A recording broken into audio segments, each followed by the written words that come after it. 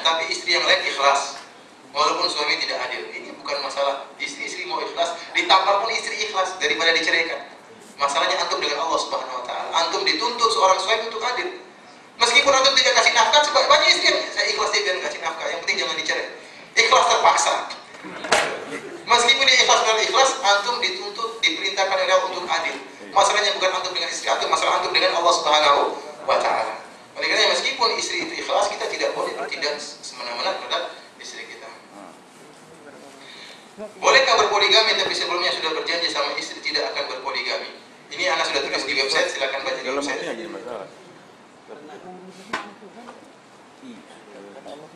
Tapi di dalam ikhlas.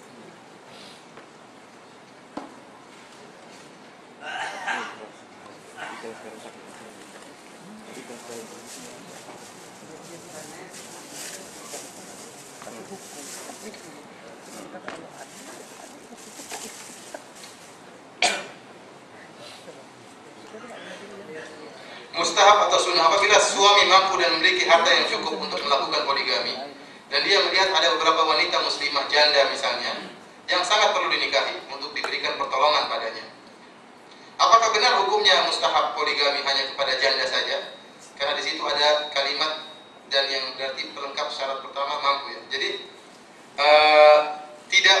tidak mesti yang dinikahi haruslah janda ya. Karena masa juga banyak perawan tua ya. Dan boleh juga menikahi perawan yang tidak tua, boleh saja. Yang penting adil. Karena sebab poligami banyak, saya katakan banyak poligami. Kalau seorang selain berpoligami, dia niatkan untuk menolong para wanita, pahalanya berlipat ganda. Karena subhanallah ikhwan, suatu amalan itu pahalanya berlipat-lipat tergantung niat kita. Kalau niat kita double, pahalanya double. Contohnya, seorang menuntut ilmu, dia hanya sekedar menuntut ilmu, dapat pahala. Menjalankan kewajiban Allah Subhanahu wa taala untuk ilmu, dengan pengajian dapat pahala. Tapi kalau dia sambil menuntut ilmu, niatkan untuk dia dakwahi orang lain, pahalanya double.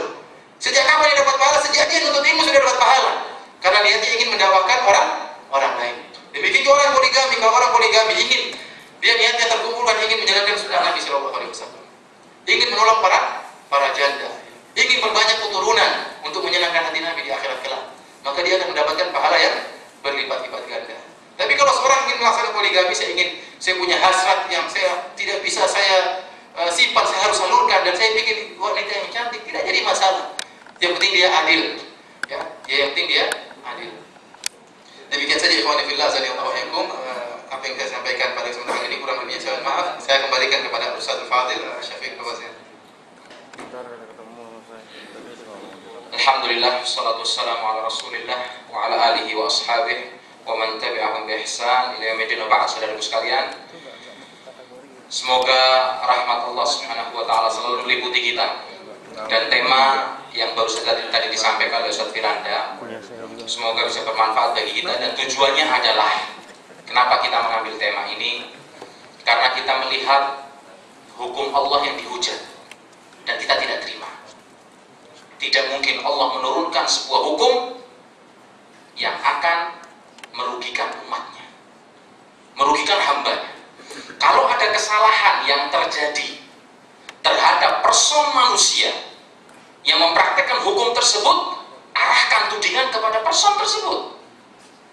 Jangan arahkan kepada syariat Allah. Syariat Allah sempurna.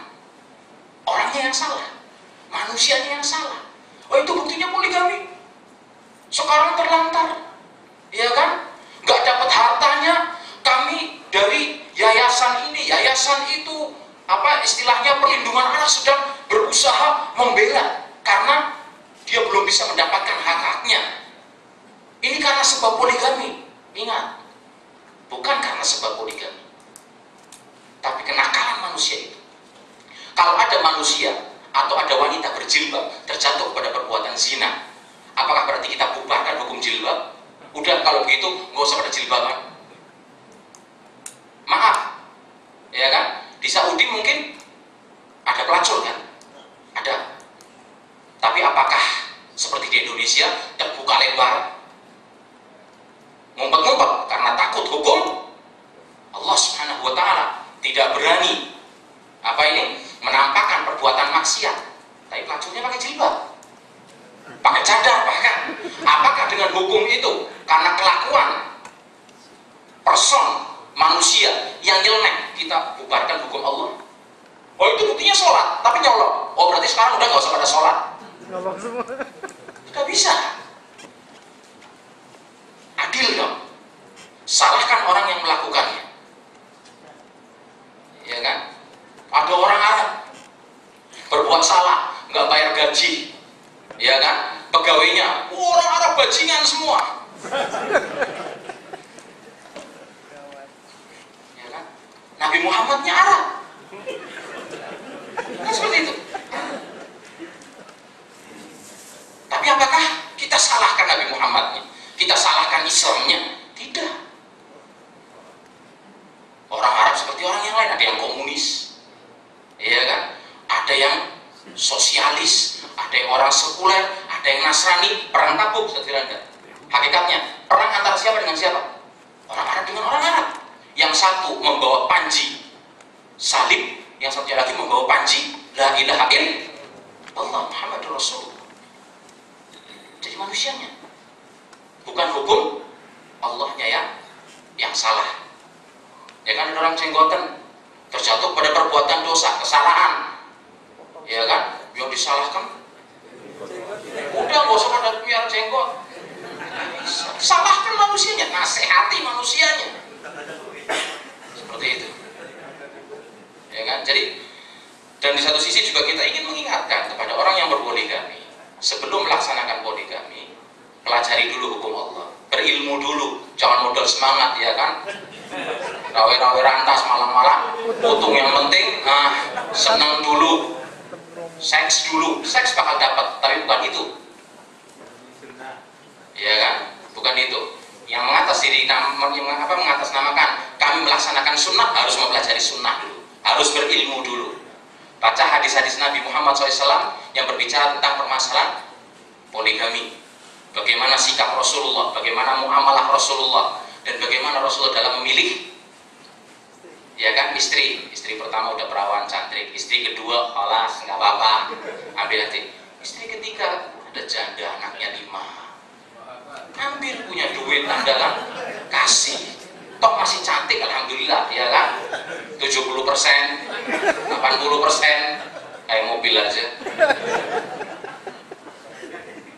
Praktekkan sunnah Nabi dengan secara kafah sempurna. Seperti itu.